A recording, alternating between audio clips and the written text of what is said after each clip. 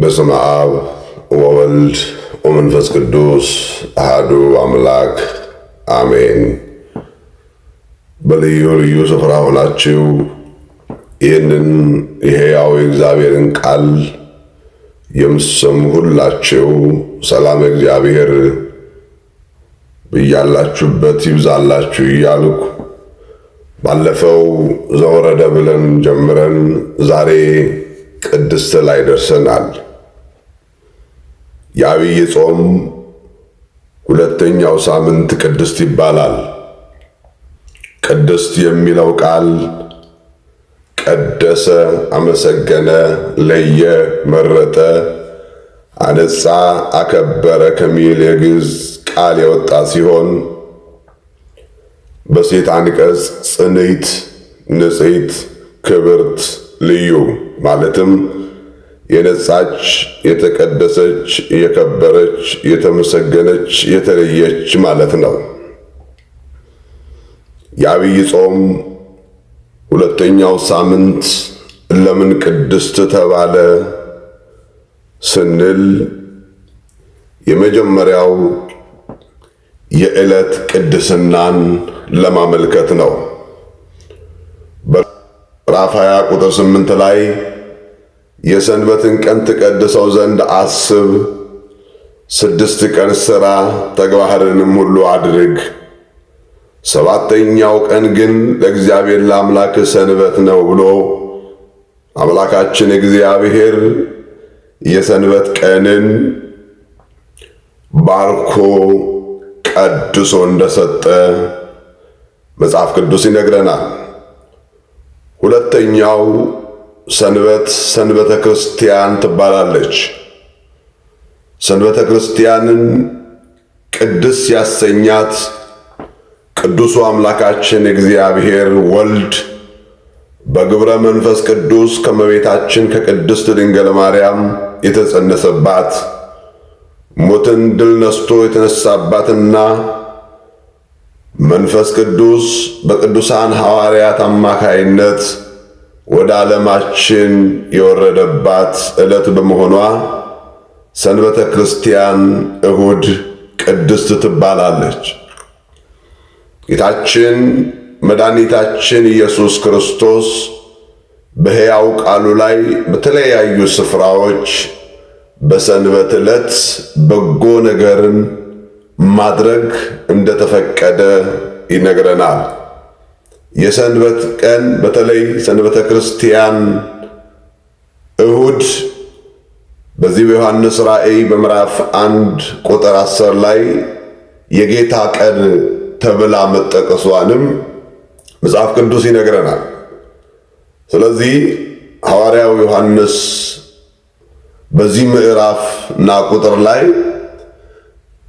ሰንበተ ክርስቲያን ቅድስት የጌታ ቀን መሆኗን ሲገልጽ በጌታ ቀን በመንፈስ ነበርኩ ብሎ ይህ የተቀደሰ ዕለት ሰዎች ሁሉ በመንፈስ በእግዚአብሔር ፊት ለአምልኮ ለአገልግሎት መውጣት እንዳለባቸው ያስተምረናል። እንዴት ማክበር እንዳለብንም ጌታችን መድኃኒታችን ኢየሱስ አበክሮ ነግሮናል።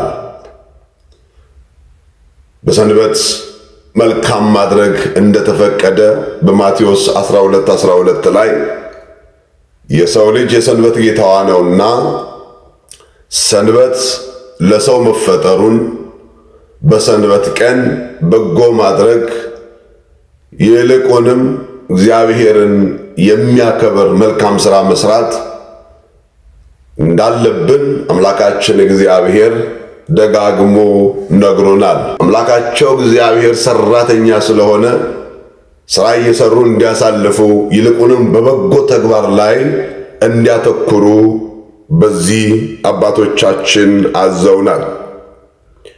ሁለተኛው ሳምንት ለምን ቅድስት ተባለ ብለን ስናስብ የጌታችን ጾም የምትጀመርባት ሳምንት ስለሆነች ቅድስት ተብላለች።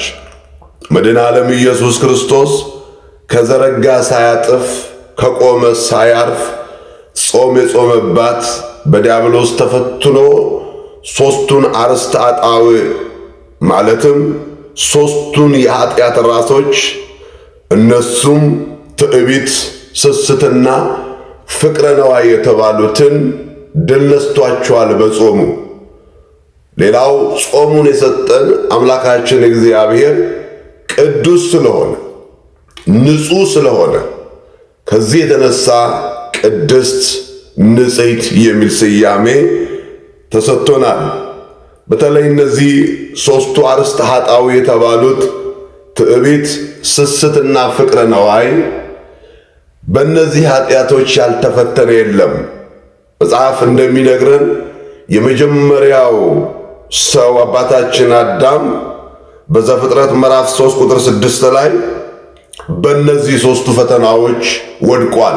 ማለትም በትዕቢት፣ በስስት፣ በፍቅረ ነዋይ። ትዕቢት ምንድን ነው? ወይም ትዕቢት ማለት ምን ማለት ነው ስንል አምላክነትን ወይም የበላይነትን መሻት ነው። ስስት ማለትስ ምንድን ነው ስንል ጠቅለል ባለ መልኩ የራስ ያልሆነውን መመኘት መሻት ነው።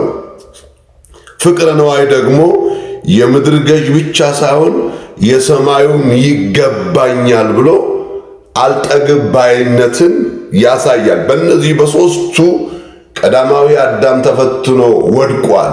ያ ቀዳማዊ አዳም የወደቀበትን ዳግማዊ አዳም ኢየሱስ ክርስቶስ በእነዚህ በሦስቱ ፈተናዎች ተፈትኖ ድል ነስቷል።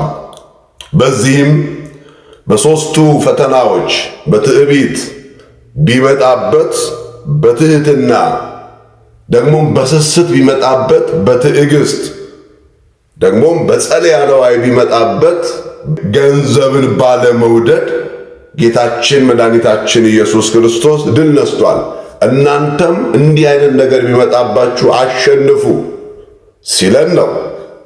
በዚህ ውስጥም ዛሬም የሰው ልጆች በሙሉ የሚፈተኑበት ፈተና ይህ እንደሆነ ሐዋርያው ቅዱስ ዮሐንስ በአንደኛ መልእክቱ ምዕራፍ 2 ቁጥር 15 ላይ እነዚህን ሦስቱን ፈተናዎች በሚገባ ገልጦናል።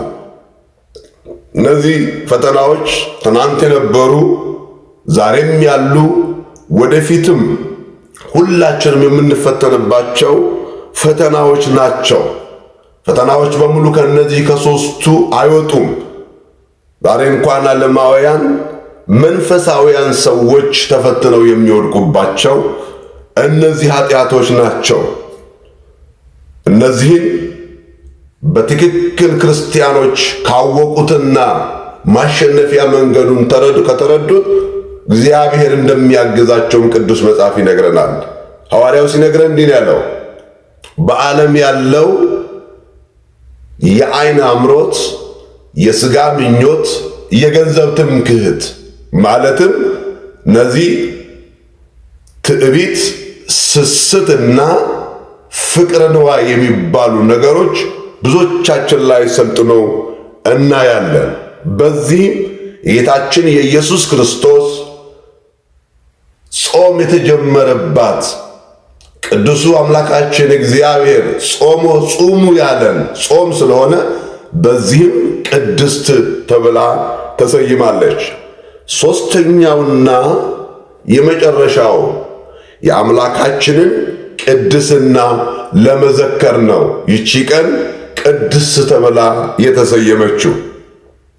በዚህ ሳምንት የሚዘመረው መዝሙር፣ የሚሰበከው ስብከት፣ የሚነገረው ቃለ እግዚአብሔር በሙሉ ስለ አምላካችን ስለ እግዚአብሔር ቅድስና ያወራል። ምክንያቱም እግዚአብሔር ቅድስና የባህሪው ነው። ሰዎች ቅዱሳን ሲባሉ የባህሪያቸው አይደለም፣ እግዚአብሔር የሰጣቸው የእሱ ቅድስና የባህሪው ሲሆን የሰዎች ቅድስና ደግሞ ወይም ሰዎች ቅዱሳን የተሰኙት ከእርሱ ልግስና እየተነሳ ነው። ስለዚህ ሌሎችን ሰዎች ቅዱሳን ብንላቸው ምንጫቸው እግዚአብሔር ነው። እርሱ ግን በባህሪው ቅዱስ ነው።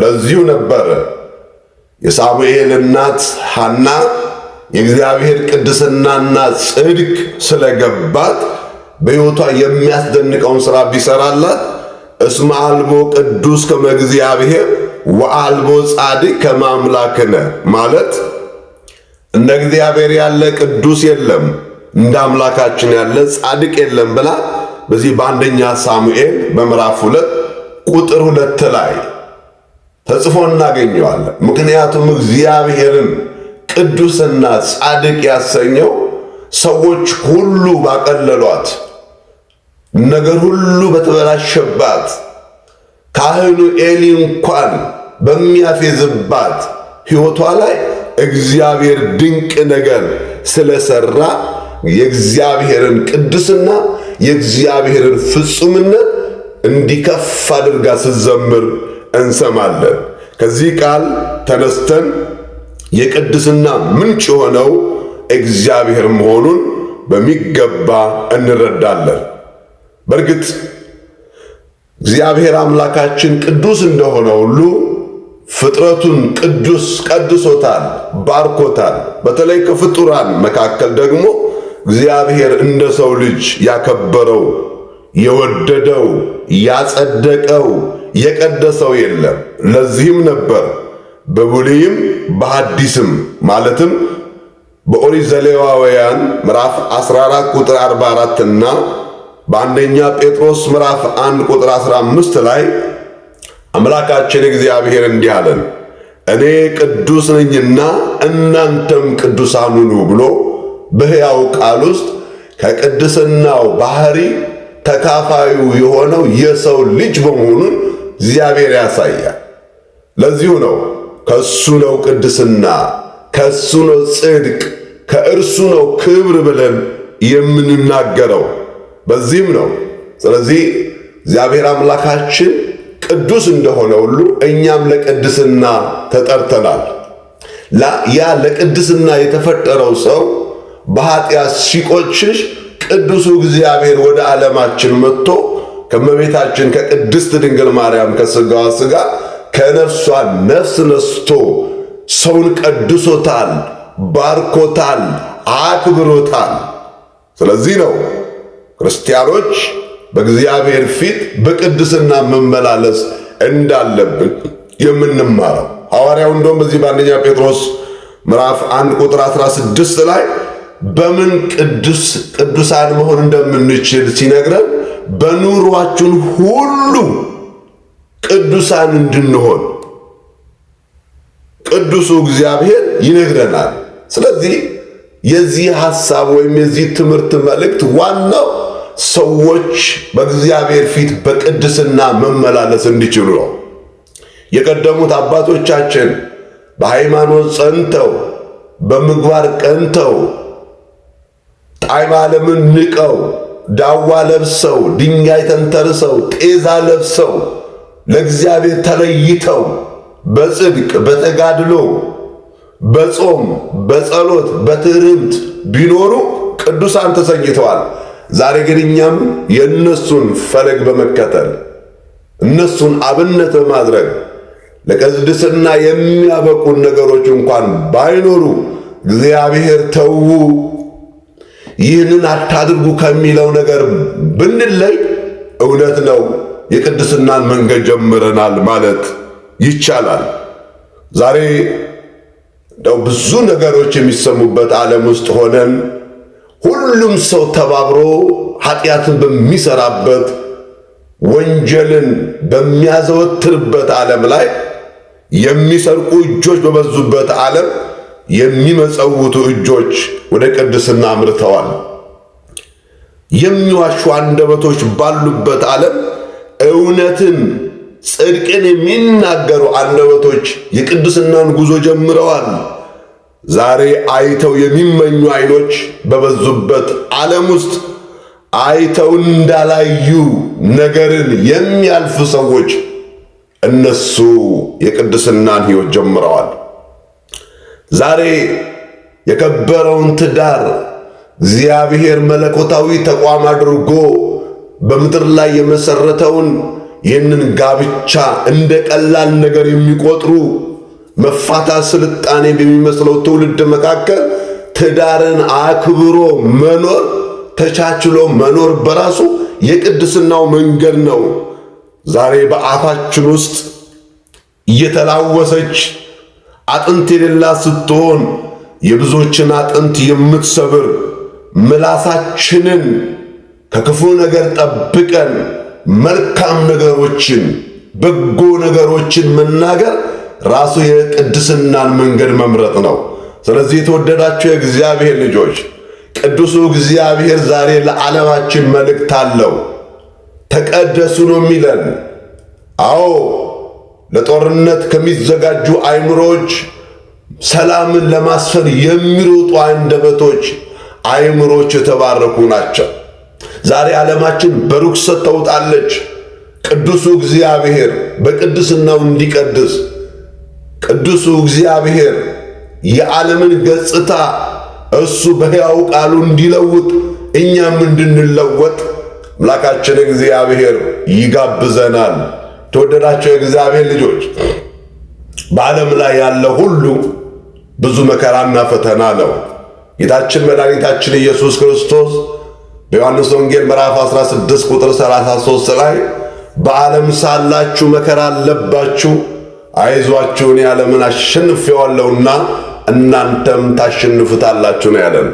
ከእኛ ምንም ነገር የለም። እርሱ ያለንን እየሰማን እርሱ አምላካችንን ከፊታችን አድርገን ያዘዘንን በማድረግ ወደ ቅድስናው መንገድ እንድንጓዝ ወደ ተጠራንነት ዓላማ እንድንሄድ አምላካችን እግዚአብሔር ዛሬም በቅድስናው ይጠራናል። ቃሉ ቅዱስ ነው፣ ይቀድሳል። ቃሉ ሕያው ነው፣ ሙታንን ሕያዋን ያደርጋል። ቃሉ ይለውጣል።